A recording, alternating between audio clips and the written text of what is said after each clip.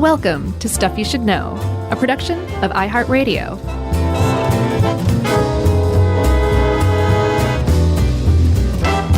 Hey, and welcome to the podcast. I'm Josh Clark, and there's Charles W. Chuck Bryant, and Jerry Jerome Rowland is here with us somehow, some way.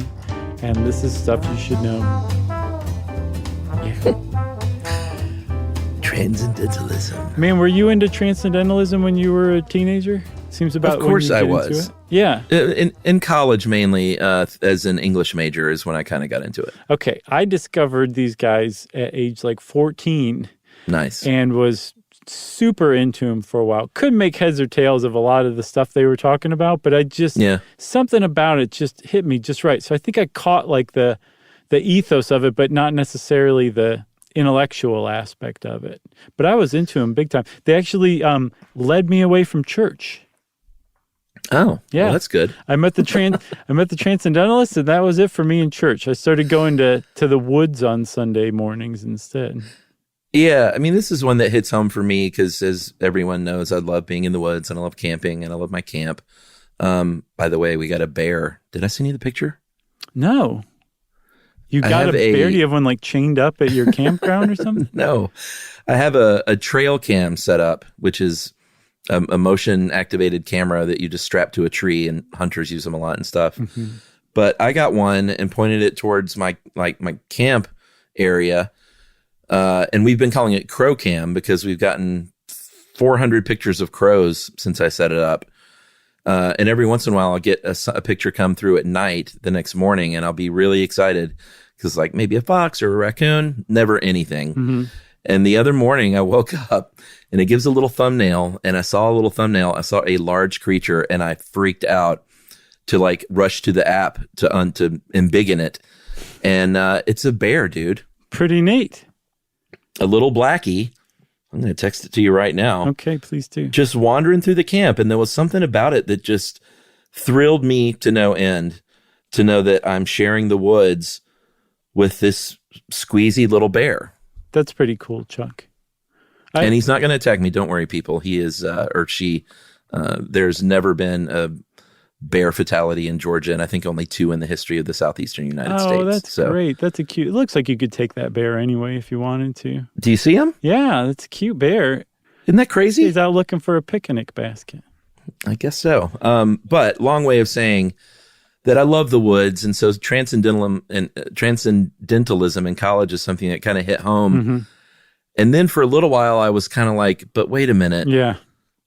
Is this just a bunch of hooey lazy people and a bunch of, I hate to say mental masturbation, but like, what do they actually do? But then this made me feel a lot better about it because the Transcendentalists led to a lot of great progressive reforms. Yeah, totally. Yeah, that's definitely phase 2 of being into Transcendentalism is hating the Transcendentalists and like I think so, really resenting them for who they were and all that. But this brought me back to it for sure as well. I'm a big time friend of Thoreau's now, again. I used to think he was just a complete useless waste who just dropped out and probably lived off his parents' money or something like that and did his own thing. It was not like that at all. And I think we owe Thoreau an episode, frankly. I think he's a pretty cool dude. Yeah, a lot of myths and legends around Thoreau. Yeah. And real quick before we dive in, I did post that picture on my Instagram at Chuck the Podcaster. Very nice. Shout out. See that bear? That was some good social media promotions. All right. So we're talking about the mid-1830s and this idea that these people came forward with, very anti-establishment ideas, mm-hmm. where they basically said, everybody has the light of the divine truth. And we should all be self-reliant. We should all look within ourselves to find that light. And we should be self-reliant in many ways, spiritually self-reliant, or maybe you want to go out into the woods and live and be self-reliant on yourself. Mm-hmm. But basically, everyone is entitled to freedom in this country, or back then, supposedly, and still the case, supposedly. Mm-hmm. But it led to a lot of great things later on with these progressive movements. But initially, and throughout the sort of the heyday of Transcendentalism, it was just a lot of thought and talking about and writing about these thoughts. Yeah, it was a philosophical movement. It was a philosophical movement associated with action. and doing things as much as it was about sitting down and writing things out and figuring out arguments and theories to root these things to. And actually, that's where the Transcendentalists tripped themselves up, is they took something that was very pure and didn't really need any rooting in theory. It could just be like walking through the woods is good in and of itself. It doesn't need a theory that explains why it's good in and of itself. And so when they did try to do that, they actually kind of shot themselves in the foot because they couldn't do it. And that's one reason why, you start to hate the Transcendentalists after you really start liking them, because a lot of it is just kind of hooey when they tried to explain it, because it didn't need explaining. I saw somebody describe it that it didn't need theory any more than an airplane needs wires to hold it up. Yeah. And yet they tried that because I think they wanted to explain it and they wanted to be taken seriously. Emerson definitely considered himself a philosopher, whether he was or not. I think a lot of people consider him a philosopher. But when they tried to ground it in philosophy, it kind of got screwed up, like trying to nail Jell-O to the wall or something like that. It has been called the first sort of distinctive American philosophy, like truly American philosophy. Mm-hmm. And it was influenced by a lot of things, though, like kind of any movement. And this one starts out with the Puritans who came over, who said that, they were very much individualists, and it's sort of that root of individualism that helped sort of inform the early transcendentalist thoughts. Yeah, the Puritans, Chuck, I guess we actually kind of talked a little bit about it, that Protestant work ethic. They also brought with them the idea of self-reliance, of like, being able to make your own way in the world. Mm-hmm. And it took shape for them in the form of religion, where there was this idea that, if you were a good Christian and studied your Bible, religiously, you could be as close to God as if you were, some Catholic in Italy who, had to go through a priest and a cardinal and a bishop and the Pope to get to God. Right. That's not how it worked. The individual was able to connect with God as well. And that was, a big difference in Puritan thought. And that was one of the big things that grew out of it when they arrived here in America, was the idea of self-reliance in the individual, and that very much influenced the Transcendentalists.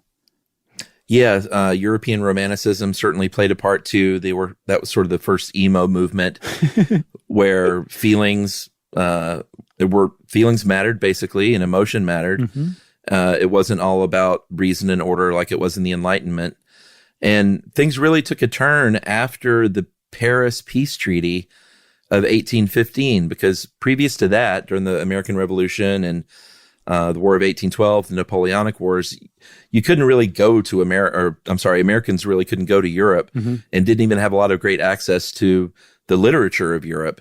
But after that Paris Treaty in 1815, the travel floodgates opened, and a lot of sort of scholarly literary types went over to Europe and started studying Goethe and Byron and Shelley and Wordsworth. And it became, it was like lighting a fire, basically. Yeah, which, they missed out on the beginning of Romanticism, which was a big response to like the French Revolution, which was in a larger way a response to the Enlightenment, because the Enlightenment changed everything. We had a really good episode about that, if I do say so ourselves. Yeah, good one. But it placed an emphasis on reason and rationality and facts. And then the French Revolution came along, and the people took control, and they weren't able to uphold the ideas or the ideals of the Enlightenment, of things like free speech and freedom of thought, and instead turned into like bloody fascists who killed 40,000 people in a year or two. And so that led to this recoiling, being repulsed by the idea of just cold rationalism and adherence to facts. And instead it turned into that Romanticism that basically said, imagination, beauty, goodness, these are the important things. These are the true things that are the eternal truths of the universe that bring you to godliness. Forget facts. Facts are stupid, basically. Yeah, I find myself, the more we've done the show, become really interested in like what causes movements to happen, whether it's a philosophical movement or nose to the grindstone, get out and do something movement. I just think it's really interesting because it's about a bunch of like-minded people coming together in a very specific time and place. Yeah. Or it could fall apart very easily. And in the mid 1830s in Boston, Massachusetts, a minister named George Ripley got some people together who were thinking along the same lines as him, who were inspired by these same literary greats of Europe and the Romantics, and formed the Transcendental Club. And they eventually started publishing a 3-time annually literary paper called The Dial. I think they had about 300 subscribers at its peak. It cost $3, and they published it in 4 volumes for about 4 years. And this had poetry and prose and literary and music criticism. And it was, it was a literary magazine like we think about today, but it was happening way back then in Boston. Yeah, and it kind of was focused on beauty and imagination and transcendental ideals, which was basically that if you had imagination, that was the thing that kind of brought you to like a communion with the universe or God or the divine, whatever higher experience you were looking for. It was going to be through imagination.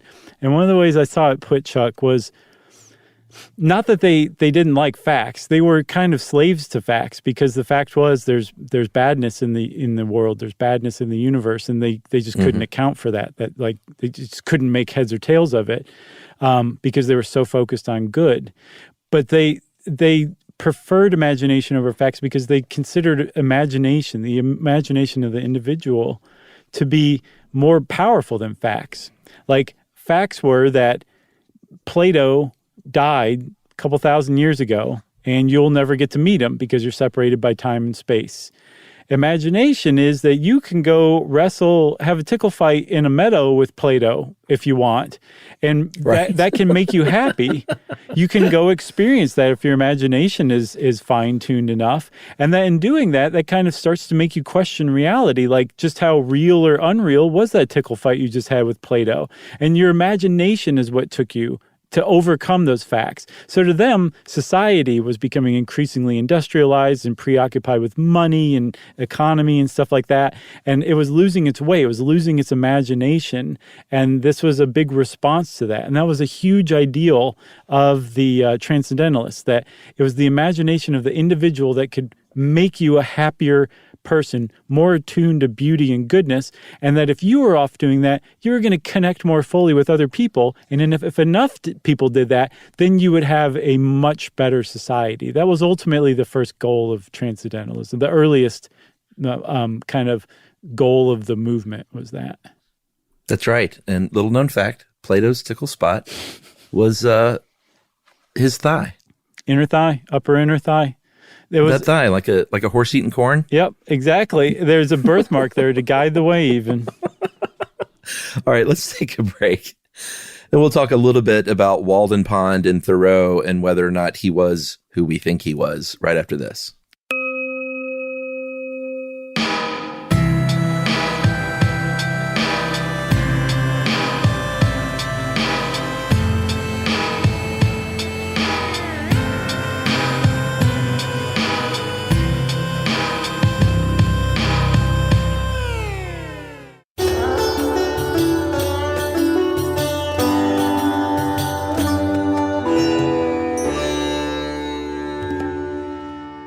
All right.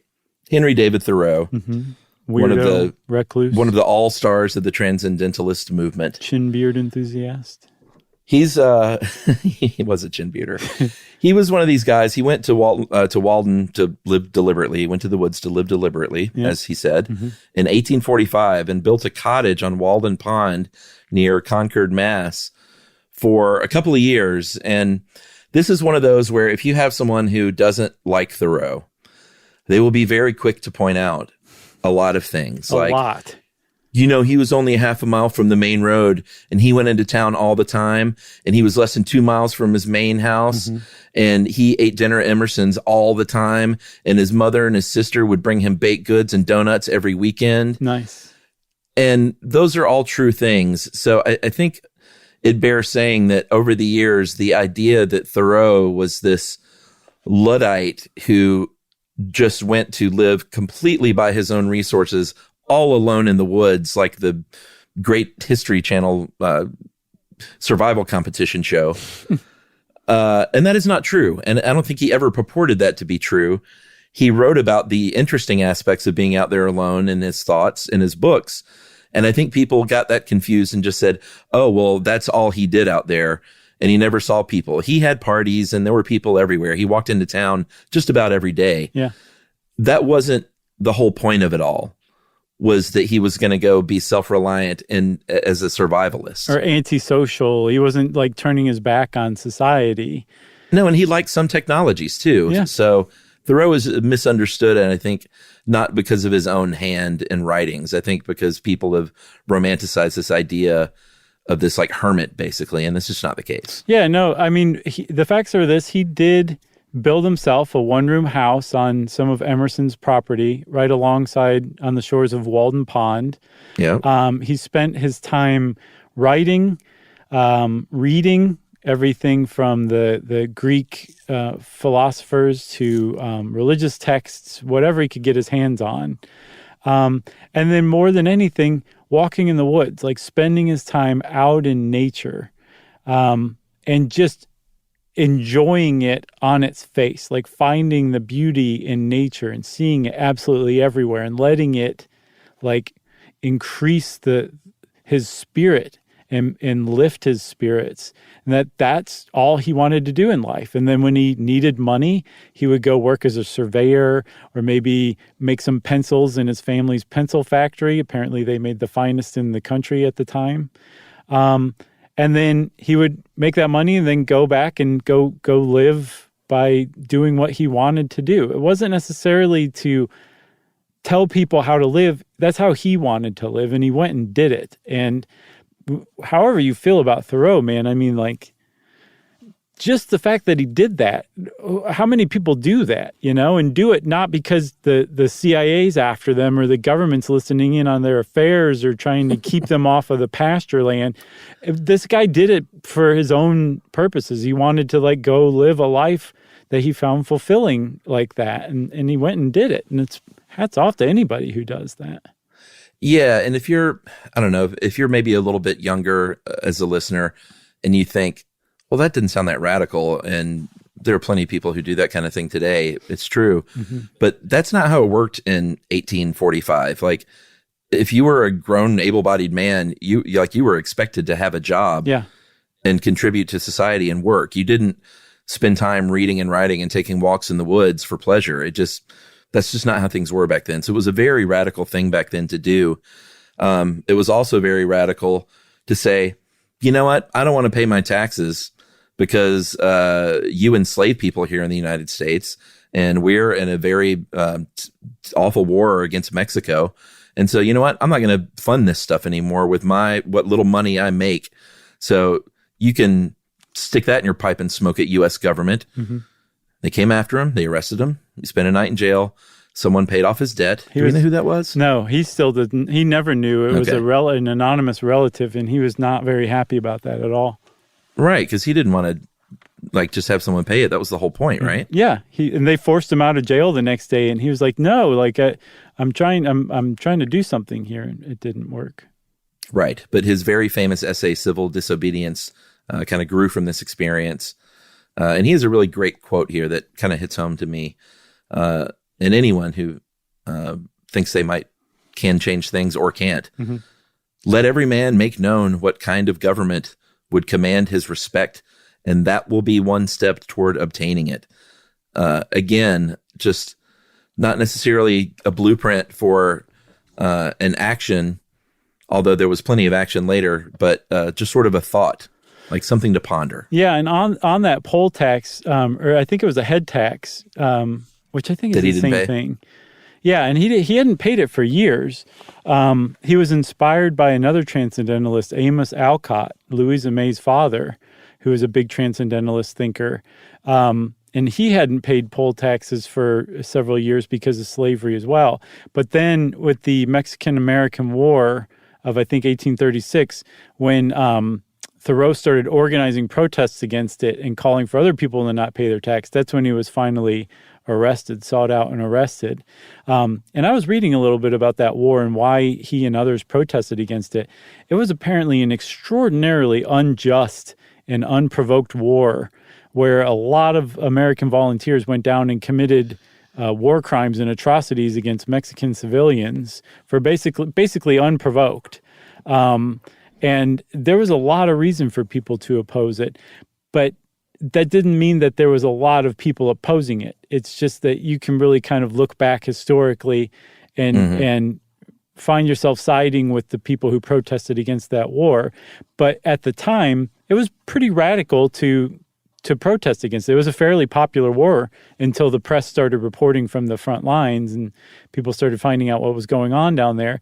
The people in America were whipped up into like this anti-Mexican fervor at the time, and we invaded Mexico, at the behest of the public. So to stand in the way of that was a very brave thing to do, and that's pretty typical of what Thoreau and the Transcendentalists were into. They would look at something and say, this is morally wrong. This is not okay. I'm going to stand up against it. Maybe it'll inspire other people or not to do that, but at the very least, I will have done what I think is moral. And I found another quote, Chuck, from Civil Disobedience that I thought kind of got that point across really well, too. It said that Thoreau believed it is not a man's duty, as a matter of course, to devote himself to the eradication of any, even the most enormous wrong. He may still properly have other concerns to engage him, but it is his duty, at least, to wash his hands of it and not give it practically his support. So in that sense, he was like, I'm at the very least not going to pay taxes to support this. If I might not be able to keep the U.S. out of the war, but I'm not going to give you money to go fight that war. I don't want to pay taxes anymore either. It goes to a lot of unsavory stuff. So there you go. If only it were that easy. Maybe some benefactor would pay my fine. Right. But then that's supposed to tick you off because that means that they didn't get your point. No, that'd be fine with me. All right. So I guess we should talk a little bit about some of the activism that sprung from this movement, because all these cool hippy-dippy philosophical thoughts and musings are great. But action is what is really interesting to me. And that's something that I don't think we talked a lot about in college. It was more just sort of an English class. Right, yes. Type of thing. They should not just be taught in English class or even just philosophy class. Like they should be taught in civics and history. Yeah, I feel like that really does them a disservice, and I never put my finger on it until you just said that. So thank you. Thank you, Sure. Chuck. I'm going to change the educational system, and that's where they started too. Yeah. The Transcendentalists knew that education was the key. They thought it should be free. They thought anyone should be able to go, any race, any creed. That's radical men, at women. the time. It was very radical. A lot of them were teachers, and quite a few of them even founded their own, really forward-thinking progressive schools. I think including Peabody and Thoreau and Bronson Alcott. Yeah. I think that was Amos, good old Amos Alcott. Louisa May's was that his father. first name or something? Yeah, I think Bronson, that was his nickname because he was so tough. Hey, come here, Bronson. So, they went after, they identified education, as most social movements do, as like a key. And they definitely went after that. But I think also, like you said, it was in part because that was their background. They saw, they had seen firsthand what needed, how much improving it needed. And one of the things, Chuck, is like what you just described, that what they thought the education system would be, it, pretty closely resembles what we have today. And when you see this stuff and you just take for granted what the Transcendentalists were for, it really gets across like how successful they were over the course of a couple centuries, because these were the first people who were agitating for this stuff in America. Yeah. They were the first ones to kind of wake up and say, wait, a a lot of this stuff is going wrong. This could be better this way. This could be better that way. And they ultimately, far past the times when they died, were successful in that. I think that's a great time for a break. You set us up nicely. Thank you. Thank you. All right, we'll talk about more activism right after this.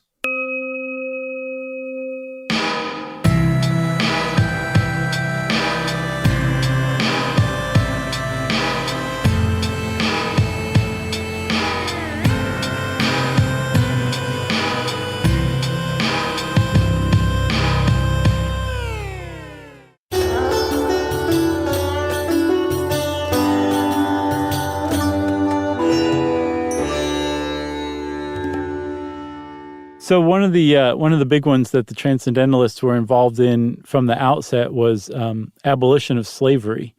They were fervent anti-slave activists, and not just like writing lectures and sermons and letters and speaking out against slavery. And again, this is the 1830s, maybe the 1840s. This is not like there were a lot of people who were still totally cool with slavery in the United States at the time. And these were some of the first people speaking out about it.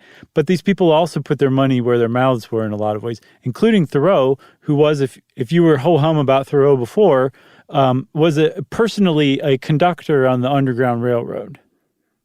That's right. He got in there, got his hands dirty. A lot of the anti-enslavement movement were women of the Transcendentalist movement. One of the rock stars of the Transcendentalist movement was a woman named Margaret Fuller, who she was never apparently super comfortable being sort of tagged as a Transcendentalist. She hung out in that crowd, but she was not religious. She was, by all accounts, probably agnostic, maybe even atheist, sort of danced on the fringes of the Unitarian Church, but religion, it was not a part of her sort of mindset. So that's where she kind of differed some in from the standard Transcendentalist. But she was for a little while, I think for 2 of the 3 years, she was the editor, 2 of the 4 years of the Dial, big friend of Emerson. She wrote a book in 1845 called Woman in the 19th Century. And it was really one of the first sort of proto-feminist tomes. And she was way ahead of her time. She went to women's prisons to interview them. She was a literary critic and an editor and a writer, and advocated for women to have not just jobs, but like any job. She was like, go out and be a ship captain if you want to. Really, really forward-thinking woman was Margaret Fuller. Yeah, she started, I think, at age 29, these things called The Conversations, which was a series of discussions and talks that were super feminist, which was, again, really radical at the time because we're talking the 1830s. And she, like Thoreau, she actually died young. She died at age 40. And so we remember Margaret Fuller. Did you see how today. she died? Yes, it was astounding. So Margaret Fuller went to Italy to become part of the Italian Revolution, right? Yeah. This is how she spent her last couple of years. The revolution fell. It wasn't successful. But she fell in love with a younger revolutionary, had a child, and they sailed back to America, right? And then Fire Island struck. Almost all the way back to America. They had a shipwreck, I think, about 50 yards from shore. Oh, my God. And died. Yeah. Some people weren't like, apparently the rescue attempt, even though they were so close to shore, was just not strong. I don't know why. I'd like to look a little bit more into it. But apparently Thoreau grabbed Emerson and they were like, let's, I don't know how much longer it was after the shipwreck, but let's go try and find her. At least body, and I'm not sure if they ever recovered her, but very tragic death. Yeah, her son and her husband all drowned. I know, and again, she was age 40. So it's pretty astounding and remarkable that we remember her because her productive years were just an 11-year period from age 29 to age 40. But it just goes to show you what a powerhouse she was. I mean, she went and fought in the Italian Revolution. That's just super BA. Yeah, and it seemed like any job that she had, like, she just did great. Like Emerson, when the Dial was founded, he that was the first person he thought of. He was like, well, I need to go get Fuller on this because she's a crack writer and editor. And I think she was supposed to make like $200 a year doing that, but never got paid a dime. The Dial, was not a big moneymaker. I don't think they even paid the contributor, so it didn't last that long. Right. But very forward-thinking literary magazine, and Margaret Fuller was a big reason why it happened to begin with. Yeah. So obviously feminism and women's suffrage and equal rights for women were huge parts of the Transcendental movement, as was abolition. And I looked to see how Transcendentalism ended, and apparently it was like it never ended, man. No, it was like a sparkler. Like it burned really bright for a very short amount of time. So, the whole Transcendental movement lasted maybe to the 1850s. One of the big things that took it down was, Margaret Fuller and Henry David Thoreau, two of the really big central figures of the whole thing, died fairly young. Thoreau died of tuberculosis in his early 40s. Emerson remained, but again, there was a big problem in getting across what the Transcendentalists were all about, because they would get tripped up in theory and all that stuff. And then also I saw that the scientific method started to gain ground around the 1850s, 1860s, and people turned their attention back to logic and reason and the Enlightenment ideals, which kind of took them away from that romanticism of the Transcendentalists. Yeah, and I think my takeaway from this, now restudying it all these years later, is it's a philosophy that doesn't have to go away completely. And I think a lot of people would argue that it's still very robust, and in a lot of ways it's just sort of morphed and taken on different forms. But you can have transcendentalist feelings and philosophies and also believe in science. Mm-hmm. And I don't think those things have to be separated out. So while it did burn bright and die out, I think clearly the kids of the 1960s and 70s were inspired by these people, and people like you and I and college kids still today that read this stuff for the first time. I think everyone can take a little bit of that with them if they want, or not, but it's certainly not outdated, I don't think. No, it's not. No, for sure. I think that spirit still continues on today, for sure. And anybody who cares about social justice, environmental justice, those are all very much transcendental ideals. And anybody who stops and, appreciates, the way sunlight is filtering on a flower or something like that, you're being a transcendentalist right there. It's really easy to over explain. It's really easy to also just kind of be whatever that transcendentalist ideal was. But that was it in a nutshell, just appreciating the beauty in the world so much that you basically dedicate your life to appreciating it and not taking it for granted, Yeah, and every time I go to the family camp and I have that cooler full of beer and my mini bike and my solar power lighting up those beautiful string lights through the woods, and I'm burning a fire, and I got my Bluetooth speaker playing some Fleet Foxes, and I'm burning that fire from that firewood that was cut by the nice gentleman who delivers it down there and stacks it for me. I really find myself at one with nature. Very nice, Chuck. You're a transcendentalist. Cut and dried. I like camping. Let's just leave it at that. I like glamping. Yeah, it's almost glamping. Yeah, it sounds like it. You have me at Bluetooth. You're still sleeping in a tent on the ground, though. That's fine. You got anything else? I got nothing else. So look for a Thoreau episode someday. And in the meantime, go out and appreciate the beauty in the world. And since I said appreciate the beauty in the world, it's time for listener mail. I'm going to call this Chickens in Ancient Rome. Remember we talked about that? Which one was that? That there weren't chickens in ancient Rome? Superstition, ancient superstitions. Right. So this is, and we heard from a few people about this, people that know a lot more about ancient Rome than we do. And Romans. This is from Mike. Yeah, exactly. Mike Trena. Hey guys, my wife Katura is a big fan of your podcast. And she was listening earlier today and asked me about this. My degrees are both in Greek and Latin language and culture. Chickens were relatively rare in ancient Rome, although they did exist. Chicken was a delicacy that only aristocrats would eat, and even then only on rare occasions. The peasantry would rarely eat meat at all except on festival days. Chickens were, however, prized for their use in divination, like we talked about, with the wishbones, and were often carried with armies into battle so that the augurs could attempt to determine the auspices of a coming conflict. I recommend the book Handbook to Life in Ancient Rome, Atkins and Atkins. The edition I have is 1994, Oxford University Press.